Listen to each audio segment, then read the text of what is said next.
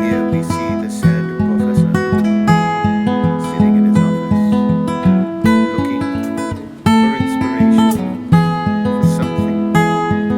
Hopefully, he will soon find it and find the answer in theme.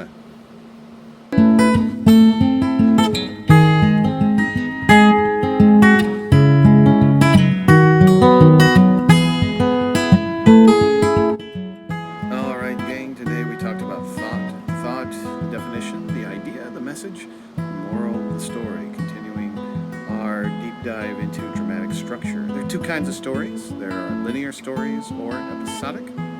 Linear follows the normal timeline, so from point A to point B, we see a story through to the end. Episodic is a little bit different. It jumps around the established timeline. A good example of this would be just about any Quentin Tarantino movie. Finally, we moved on to three types of conflict. There's person versus person, which is basically an antagonist versus a protagonist. Person versus self, which is any story about overcoming personal demons.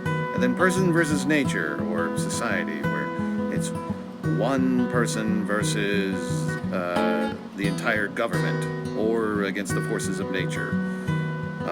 V for Vendetta, if you know that movie, is a great example of this.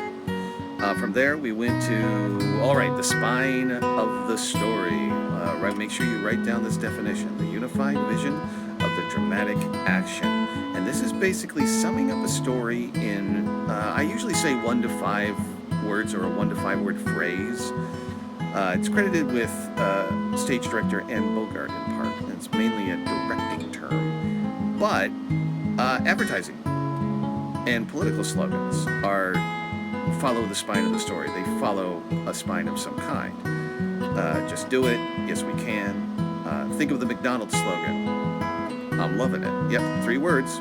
It fits. Another example of this that I would use in class, the spine of the Batman trilogy. You know, the first story is about fear, the second one is about chaos or order, and the last one is about pain and overcoming it. Lastly almost, I talked about motifs, which are reoccurring elements with symbolic significance. This could include flashback, dream sequences, foreshadowing, and I might have covered this depending on what class you're taking and where this lecture is falling in the particular curriculum that I'm teaching right now. And then finally, one thing I talked about was an if-then statement, which is the moral of the story, which is basically surmised with if blank, then blank. There we go. I got it there.